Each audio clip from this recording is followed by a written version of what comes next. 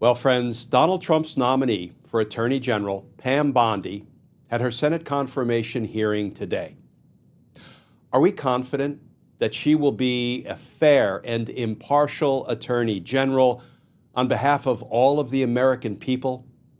Will she be independent of Donald Trump's worst instincts? Or is she just going to be another Bill Barr? Let's talk about that, because justice matters. Hey all, Glenn Kirshner here. So friends, did you see Pam Bondi's Senate confirmation testimony today? You know, during my decades with the Department of Justice, I worked for lots of attorneys general. I worked for AGs appointed by Democrat and Republican presidents. And I have to say, what I saw of Pam Bondi today, some of what she said and some of what she refused to say, made me wince. And worse, it made me concerned for the future independence of the Department of Justice. Let's start with the new reporting. This from the BBC. Justice Department will never have an enemies list, Trump pick tells senators. That's a good thing. The article begins. President-elect Donald Trump's cabinet picks faced questioning from senators ahead of votes on their nominations.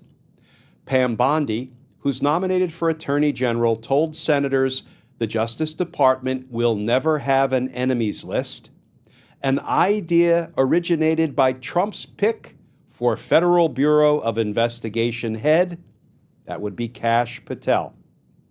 She, Bondi, also swerved on questions on the result of the 2020 election. Swerved is a nice word for it. Here's how NBC News put it. Democrats grilled Bondi on whether she would be independent from Trump, and Bondi repeatedly refused to say whether Biden legitimately won the election. So, an election denier as the next Attorney General? My editorial addition. Back to the BBC reporting. A good portion of Pam Bondi's confirmation hearing has been focused on the 2020 presidential election and her role as a lawyer helping Donald Trump's efforts to overturn the results. But several Democratic senators have also taken aim at someone who is not under the committee's scrutiny yet. Both Richard Blumenthal of Connecticut and Sheldon Whitehouse of Rhode Island referenced Kash Patel, Trump's controversial pick to head the Federal Bureau of Investigation after the current director, Christopher Wray, resigned 7 years into his 10-year term. Resigned because Donald Trump announced he was going to kick him out. Again, that's mine. Bondi said she was not familiar with some of Patel's more controversial comments and denied that a list of current and former federal officials he, Patel, included in his 2023 book, Government Gangsters, as members of the executive branch deep state would be targeted for retribution if he, Patel, became FBI director. The Department of Justice will never have an enemies list, she said. And friends, if we can take Bondi at her word, that if confirmed as Attorney General, there will be no enemies list at the Department of Justice. You know, even if Kash Patel becomes the director of the FBI and maybe he tries to sneak in his little enemies list, I don't know, maybe hide them in his cash socks. Yes, friends, that's right. Kash Patel is selling socks online. There are his Fight with Cash Punisher socks. No, I am not making that up. There's his logo, K$H.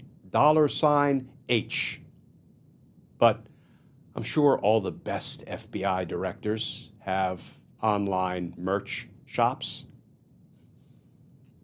Well, one thing that Bondi did emphasize today in her testimony is that if Kash Patel ends up, God help us, being confirmed as the next director of the FBI, she made clear that he will be under her. She supervises Kash Patel. She is his superior as Attorney General.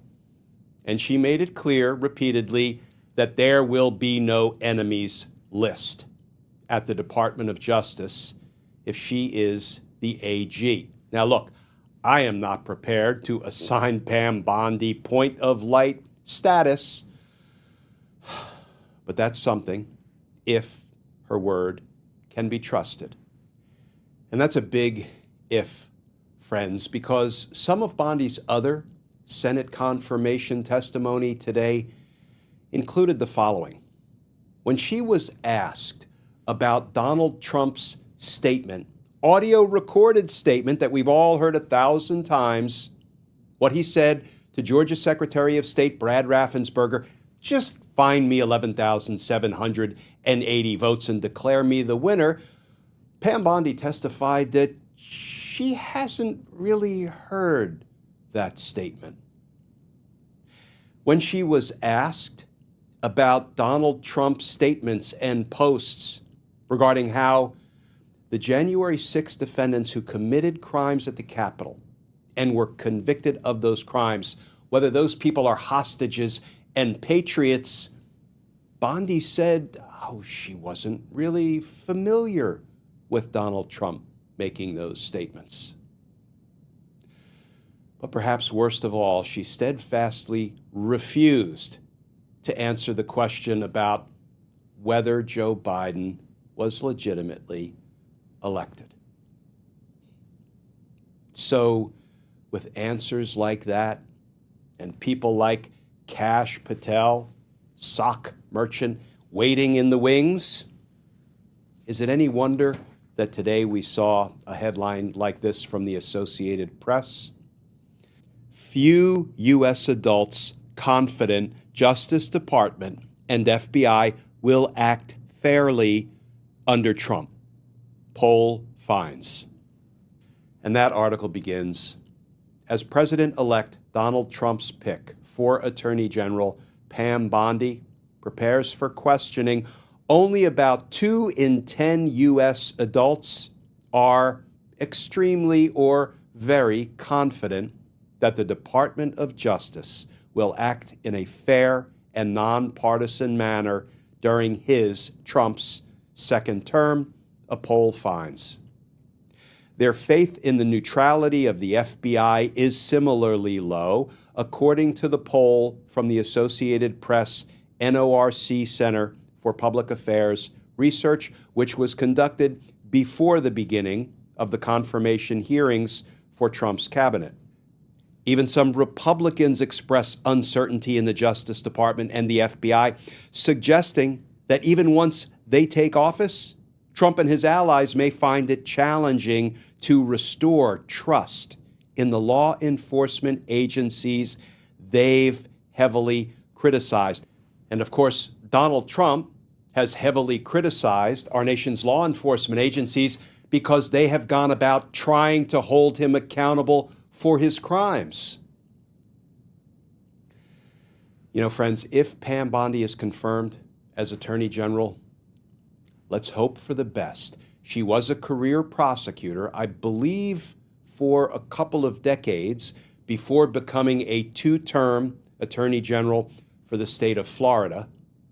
Let's hope that her career of serving the people of Florida has instilled in her the strength, the determination, the resolve to stand up to Donald Trump's lawlessness.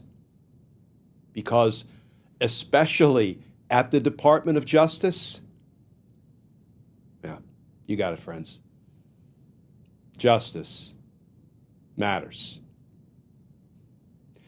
As always, please stay safe, please stay tuned, and I look forward to talking with you all again tomorrow.